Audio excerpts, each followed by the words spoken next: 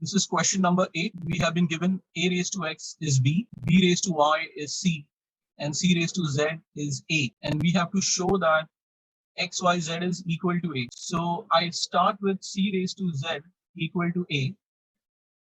Now I know that c is b raised to y. So I will replace c by b raised to y.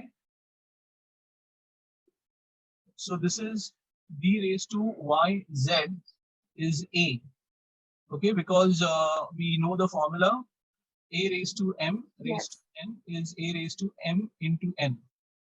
Now we also know that b is a raised to x, so I will substitute in place of b a raised to x raised to yz. So I get a raised to x yz is a. So that is a raised to 1. So since the base is equal, I equate the power. I get this one. Question number 10. We have been given the following. 5 raised to minus p, 4 raised to minus q, and this is 20 raised to r. So what I can do is we have to prove this. So we can say that let this be equal to some k. So therefore 5 raised to minus p is equal to k. So therefore what do we get? We will get that 1 upon 5 raised to p is equal to k. Okay, the reason being 5 raised to minus 1 is 1 upon 5. So I'll just quickly show you. Minus p is 5 raised to minus 1 raised to p. So that is 1 by 5 raised to p. Also, another point I would want to make is, suppose if you have over here a squared is equal to k. So a is equal to square root of k. If you have a cube equal to k, then a is equal to cube root of k. Or I can simply write k raised to 1 by 3. Using this logic, if 1 upon 5 is equal to p, 1 upon 5 raised to p is equal to k, then 1 upon 5 is k raised to 1 upon p. Do you follow that? Yes. Okay. Now we are going to apply the same logic over here. So I'll write therefore 4 raised to minus q is equal to k. So 1 upon 4 is equal to q, and 1 upon 4 is equal to k raised to 1 by q. Same 20 raised to r is equal to k. So 20 is equal to k raised to 1 by r. We need this. Number 1, number 2, number 3. If we multiply this, I will get 1 by 5 into 1 by 4 into 20. I'll get k raised to 1 by p, k raised to 1 by q, k raised to 1 by r. Now, by the law of indices, if the bases are equal, all these powers will get added.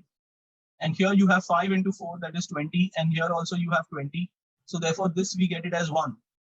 And here I'll get k raised to 1 by p plus 1 by q plus 1 by r. Since a raised to 0 is 1.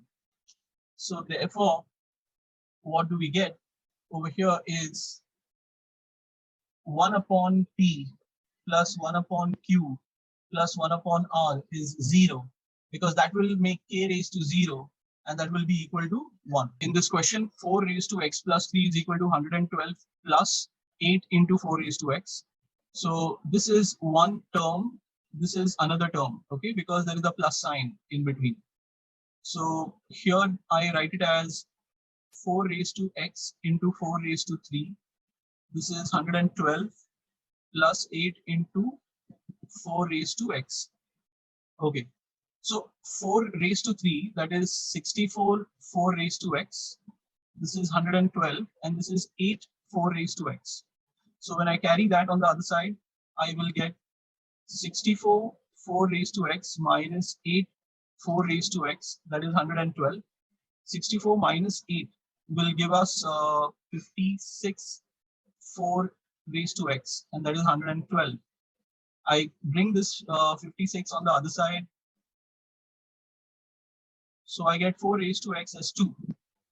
Now here, if I need the value of x, I have to make this as 2 raised to. So 2 raised to 2. So that means 2 raised to 2x is 2. Again, the base is equal. I equate the powers. So x I get as half. Now they have asked us to find this. So 18x raised to 3x. That is 18 into half raised to 3 into half. 2 ones are 2 nines are. So this is 9 raised to 3 by 2. That means it is square root of 9 cubed. Square root of 9 is 3. So the answer is 27. A raised to m into n can be a raised to m raised to n or a raised to n raised to m. So 9 raised to 3 by 2 can be written as 9 cube raised to half or 9 raised to half raised to 3. This is repeated, similar concept. So 2 raised to 3x into 2 raised to 3, 2 raised to 3x into 2. So that is 8 times 2 raised to 3x. This is 2 times 2 raised to 3x. So if I bring it on the other side, 8 times 2 raised to 3x minus 2 times 2 raised to 3x, that is 48. So this will give you 6 times 2 raised to 3x. So this is 2 raised to 3x. If I take 6 on the other side, so 2 raised to 3x, this will be 8. 6 8s are. So again, we have to make the base same, and then we can equate the power. We get the value of x as 1.